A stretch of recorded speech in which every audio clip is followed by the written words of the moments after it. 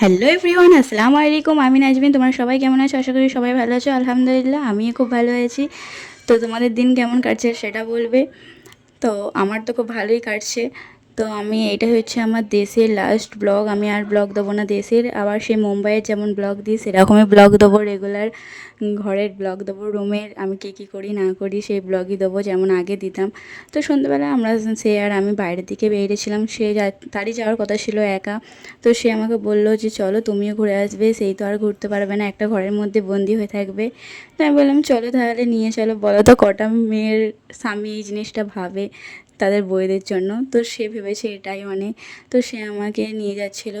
আমরা যাচ্ছিলাম সিঙ্গুরে টিকিট কাটার জন্য, কারণ আমরা টিকিট পাচ্ছিলাম না, তাই টিকিট কাটার জন্য যাচ্ছিলাম। জানো তো, টিকিটের কথা বলতে আমাদের মনে পড়ে গেল যাওয়ার কথা। যখন আমরা দেশে যাই আমরা অনেক টিকিট কাটার চেষ্টা করেছি, আমরা টিকিট কাটতে পারিনি। কাউন্টারে গিয়েও আমাদের টিকিট মেলেনি গো। তো আমরা অনেক কষ্ট করে গিয়েছিলাম, আমরা টিকিট না পেয়েই আমরা গিয়েছিলাম।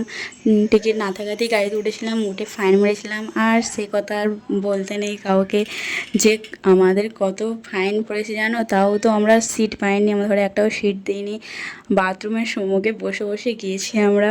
তো তাও সেটার জন্য আমাদের অনেক ফাইন নিয়ে নিয়েছিল।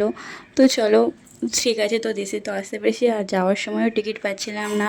তো আমরা সিঙ্গুরে অত কষ্ট করে গিয়েছি, এদিক ওদিক সেদিক ঘুরেছি, কিন্তু কোথাও আমরা টিকিট পাইনি গো। তো যাওয়ার সময় আমরা ট্রাভেলসেও টিকিট কাটতে দিয়েছি, তাও আমাদের টিকিট মেলেনি। তো আমাদের কাছে লাস্ট অপশান ছিল আমরা যেরকম করে এসেছি সেরকম করে যাওয়ার। তো আমরা সেটাও চেষ্টা করেছি, কিন্তু আমাদের হয়নি।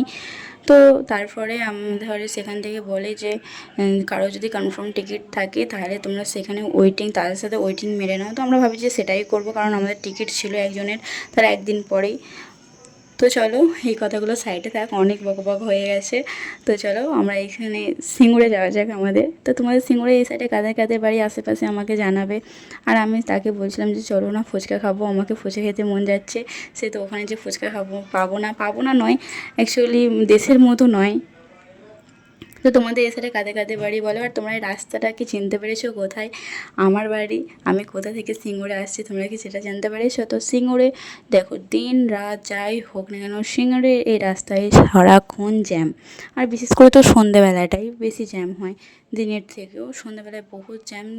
আর আমরা সিঙ্গুরে বেশিরভাগ আসা যাওয়া করি, কারণ সিঙ্গুরটাই আছে মতলব বড়, আমাদের এখানে বড় মার্কেট। তাই জন্য সিঙ্গুরে যাওয়ার সময় আমাদের হয় নর্মালি যখনই কিছু দরকার হয় আমরা সিঙ্গুরে যাওয়া আসা করি। তো বিশেষ করে আমরা স্টাইল। তো দেখো, তোমার সাথে কথা বলতে বলতে দেখো আমরা চলে গেলাম, আর আমরা গাড়িটা রেখে হেঁটে হেঁটে যাচ্ছিলাম। তো আমাদের ঘরে তারপরে বললো, এখানে একজনকে জিজ্ঞেস করলাম যে কাউন্টার কোথায়, সাহেব বললো যে এই সাইডে যাবে। কাউন্টারে যাওয়ার পর বললো যে না, এখানে টিকিট পাবে না গো, কারণ এখন বন্ধ হয়ে গেছে টিকিট দেওয়া, দুপুর পর্যন্ত আমরা টিকিট দিই, রাতে আমরা টিকিট দিই না। তো তোমাকে আবার কাল 8টা থেকে 2:30 পর্যন্ত আসতে হবে দুপুরবেলায়।